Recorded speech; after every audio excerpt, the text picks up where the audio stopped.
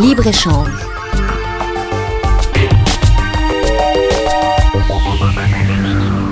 Hafid Ibrahim, merci beaucoup d'avoir accepté l'invitation.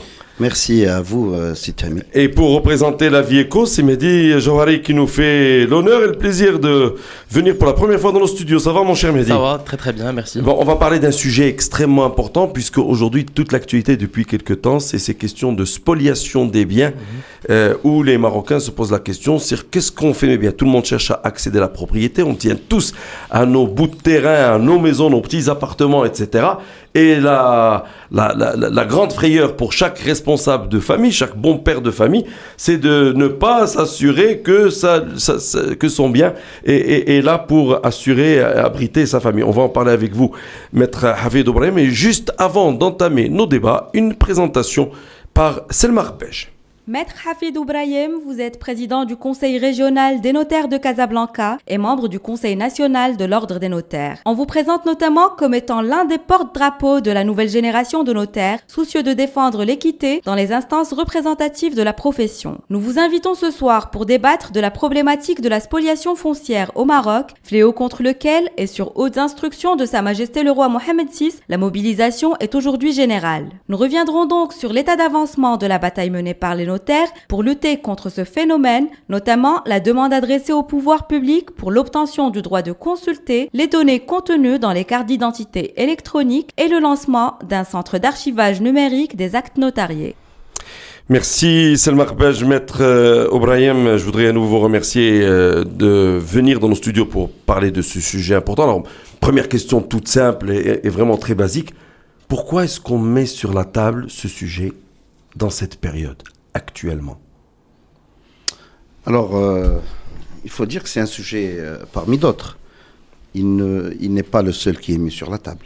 Sauf que c'est un sujet qui est préoccupant pour l'ensemble des citoyens ayant des propriétés immobilières au Maroc. Les propriétés immobilières concernant, ils font soustraire les appartements dont vous avez parlé tout à l'heure, les maisons, les habitations principales et secondaires, et tout ce dont on jouit en bon père de famille, comme vous en avez parlé. Je mets l'accent sur l'ensemble des propriétés, essentiellement les terrains non bâtis, les terrains délaissés et les propriétés qui étaient propriétés des étrangers ayant quitté le Maroc et qui sont décédés et dont les successeurs ne sont jamais rentrés les chercher ou dont ils ne sont pas au courant de l'existence. Oui, et depuis quelques décennies, un certain nombre de scandales qui ont été révélés, en particulier pour des gens qui résident à l'étranger, et quand ils sont revenus pour s'intéresser au bien de leurs parents en particulier, ils se sont rendus compte évidemment qu'il n'y avait plus rien ou que ça a été réellement spolié.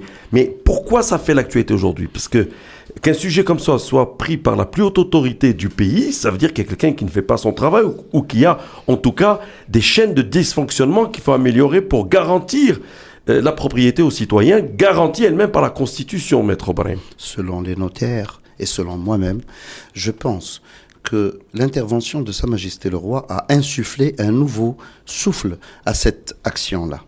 Mais, ceci dit, les autorités n'ont jamais cessé de s'intéresser à ce fléau.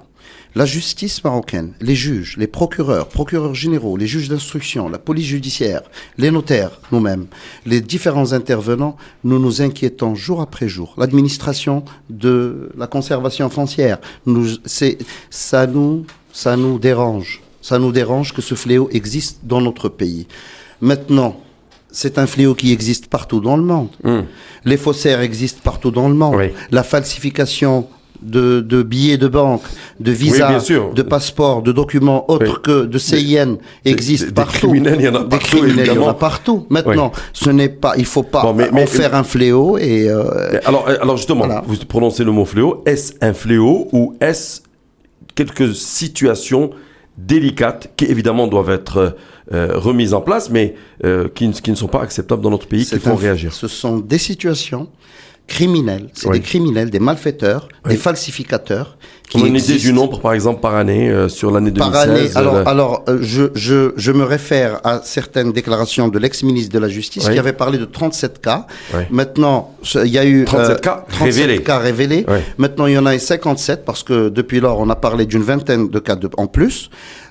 Qui font l'objet de poursuites judiciaires. Ces sujets-là, aujourd'hui, sont révélés parce que souvent une relation à l'étranger, des Marocains qui résident à l'étranger, des étrangers, ou ça vient parce qu'il y a aussi des gens qui, localement, se préoccupent de leurs biens et se rendent compte qu'il y a spoliation. Il y a aussi des Marocains qui résident au Maroc et qui ont été spoliés de leurs biens. Nous encourageons, nous les notaires, aujourd'hui, nous demandons à ce que l'ensemble des propriétaires retirent leur duplicata du titre foncier. Mais vous allez mettre la queue devant l'agence de conservation en ce qui concerne les terrains non bâtis, en ce qui concerne leurs terrains non bâtis, parce que ça permet de geler la transaction et de passer l'opération de transactions au cas où de transactions. Voilà. Maintenant, le ministère de la Justice, le ministère de l'Intérieur a été recensé les propriétés délaissées qui sont aux alentours de 8000 et quelques qui sont délaissés pour qu'ils fassent l'objet d'un contrôle minutieux et pour qu'ils fassent l'objet d'une veille de la part de l'administration de la conservation foncière et des autorités de l'intérieur. Voilà. Allez, on va continuer à parler de cela évidemment. Mehdi Johari, votre première question. Alors, ma première question porte sur ce qui a été annoncé par le ministère de Justice le 8 mai dernier. Donc, une série d'amendements seront introduits au niveau du code des droits réels, au niveau du code de commerce, du code pénal et du code de procédure pénale. Est-ce que vous pouvez nous donner des détails et quelles étaient les doléances des notaires qui font partie d'une commission chargée du suivi de ce dossier? Effectivement. Pour les auditrices, les auditeurs qui ne sont pas spécialistes, maître, c'est quoi le code des droits réels? Alors le code de droits réels, c'est le code qui réglemente la propriété foncière immatriculée au Maroc. Donc, alors ces amendements? Alors les amendements ont été introduits par les notaires. L'ordre des notaires a demandé à ce que l'acte authentique soit généralisé, à ce que la procuration devienne authentique. La procuration sous seing privé a toujours été source de falsification et source de problèmes.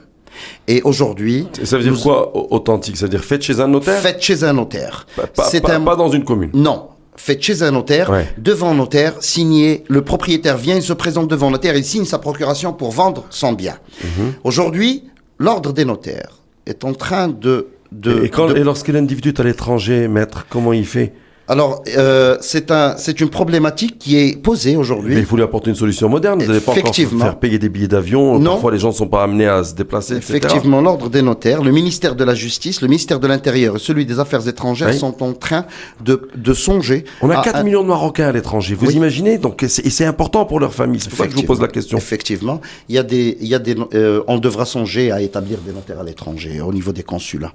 Et c'est un projet, peut-être qu'un notaire, on va trouver le moyen ou l'artifice de le faire. Voilà. Maintenant, l'authentification est importante. L'ordre des notaires est en train de préparer l'archive électronique nationale des actes authentiques. Cette archive-là, il va nous donner le moyen de contrôler l'authenticité de la procuration qui est présentée devant nous, la véracité de l'écriture et de la signature de la personne qui est devant nous. Nous pouvons consulter sa signature, nous les notaires. Qui investit pour ces archives? Nous-mêmes. Ce sont les notaires? Ce sont les notaires de par leurs moyens propres et de par des droits par acte que nous sommes en train pour lesquels nous sommes en train de contribuer pour la création de ces archives. Et c'est en étroite collaboration avec le ministère de la Justice, notre ministère de tutelle. Et donc, très bien. Nous avons la bénédiction de l'ensemble. On va aller vers la fin de l'émission. Encore peut-être une question. Alors, la dernière question porte sur un point soulevé par plusieurs juristes et observateurs. Est-ce que ne serait-il pas judicieux de lancer la traduction en français du Code des droits réels, qui est un des rares codes à être traduit en français? Ce code qui s'intéresse aux questions des biens fonciers. Pourquoi pas dans une autre langue, en amazigh? Le problème de la traduction... En amazigh, c'est une obligation dorénavant, puisque c'est notre deuxième langue. C'est notre deuxième langue constitutionnelle. La question est en français pour faciliter l'interaction avec l'étranger. Le problème de la traduction ne relève pas de l'ordre des notaires. Beaucoup de notaires. Mais la majorité des notaires sont français. La question est-ce qu'il faut le faire? Il faut le faire.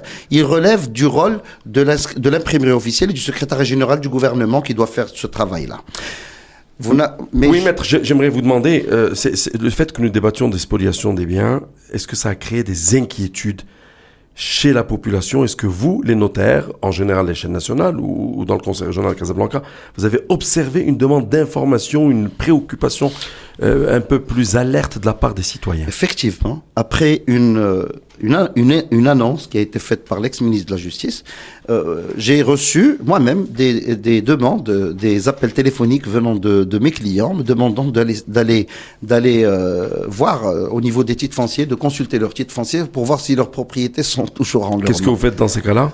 On me consulte et puis voilà. Parce que il y a l'article 2, le fameux article 2, dont nous demandons aussi, nous les notaires, qu'il soit revu et qu'il soit amendé parce que c'est quand même une aberration. Alors pour nous qui ne sommes pas spécialistes, c'est quoi l'article 2? L'article 2 qui énonce que toute personne devenant propriétaire plus de 4 ans, ou durant une durée de 4 ans, qui n'a pas été inquiété durant cette période, l'inscription, elle devient définitive. On ne peut pas, on ne peut pas lui enlever son bien. Ça veut dire que quelqu'un qui a acheté de bonne foi voilà. un bien qui lui a été vendu, etc., au bout de 4 ans, si vous n'avez pas réagi, si vous n'y êtes pas opposé, voilà. Eh bien, la personne devient définitivement propriétaire. Maintenant, mais vous avez toujours le recours. Oui, elle a payé, mais le propriétaire initial en était dépossédé de mauvaise foi, bien sûr, frauduleuse, par des moyens frauduleux, par la falsification. C'est clair. Il garde le droit de se retourner contre le faussaire. Comment est-ce que les notaires peuvent agir pour maximiser la vérification et s'assurer que toutes ces questions... Aujourd'hui, nous demandons à ce que la carte d'identité nationale, pour que nous soyons reliés, ou bien que nous ayons au moins le moyen de connaître l'identité des parties, leurs photos de la personne, puisque le notaire doit la